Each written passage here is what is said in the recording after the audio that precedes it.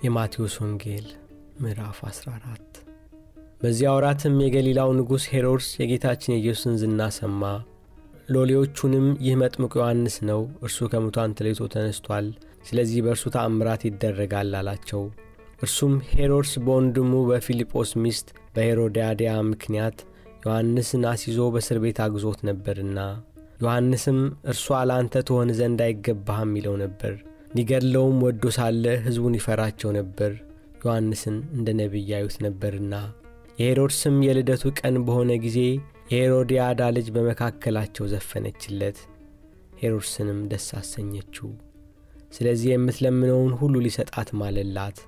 እርሷ ግን አስቀድማ በእናቷ ዘንድ አውቃ ነበርና የመጥምቁን ዮሐንስን ራስ አሁን በወጭት ስጠኝ አለችው።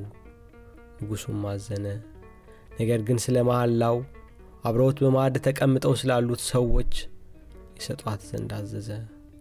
ልኮም በግዞት በእስር ቤት ሳለ ዮሐንስን ራስ አስቆረጠው። ራሱንም በወጭት አምጥተው ለዚያች ብላቴና ሰጧት። እርሷም ወስዳ ለእናቷ ሰጠች። ደቀ መዛሙርቱም መጡ፣ በድኑንም ወስደው ቀበሩት። መጥተውም ለጌታ ለኢየሱስ ነገሩት። ጌታችን ኢየሱስም ይህን በሰማ ጊዜ በታንኳ ሆኖ ከዚያ ብቻውን ወደ ምድረ በዳ ሄደ።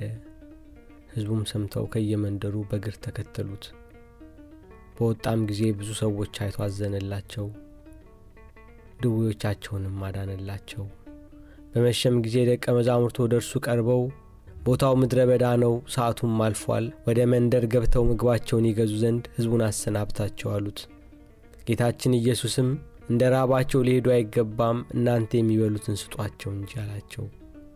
እነርሱም ከሁለት ዓሣና ከአምስት እንጀራ በቀር በዚህ ምንም የለም አሉት። እርሱም እነዚያን ወደዚህ አምጡልኝ አላቸው። በመስኩም ላይ እንዲቀመጡ ሰዎችን አዘዘ። 5 እንጀራና 2 ዓሣ ይዞ ወደ ሰማይ ተመለከተና ባርኮ ቆርሶ ለደቀ መዛሙርቱ ሰጣቸው። ደቀ መዛሙርቱም ለሕዝቡ አቀረቡ። ሁሉም በልተው ጠገቡ። የተረፈውንም ቁርስራሽ 12 መሶብ ሙሉ አነሱ። የበሉትም ከሴቶችና ከልጆች በቀር ወንዶቹ 5000 ያህል ነበሩ።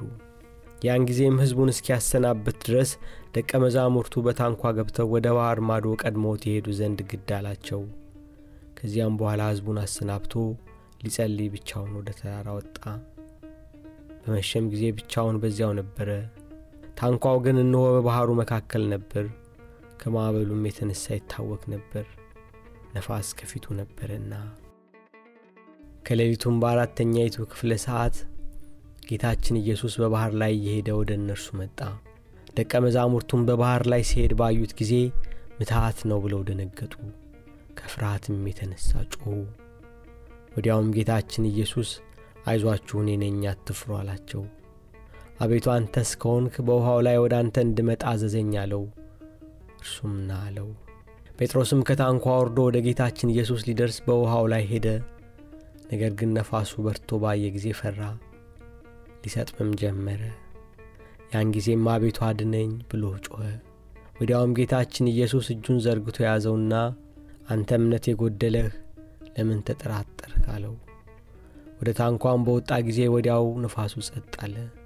በታንኳውም ውስጥ የነበሩት ሁሉ በእውነት አንተ የእግዚአብሔር ልጅ ነህ እያሉ ሰገዱለት። ባህሩንም ተሻግረው ወደ ጌንሴሬጥ ምድር ደረሱ። የዚያም ሀገር ሰዎች አወቁት። ወደ አውራጃዎቻቸው ሁሉ ላኩ፣ በሽተኞችንም ሁሉ አመጡለት። የልብሱንም ዘርፍ ይዳስሱ ዘንድ ለመኑት፣ የዳሰሱትም ሁሉ ይድኑ ነበር።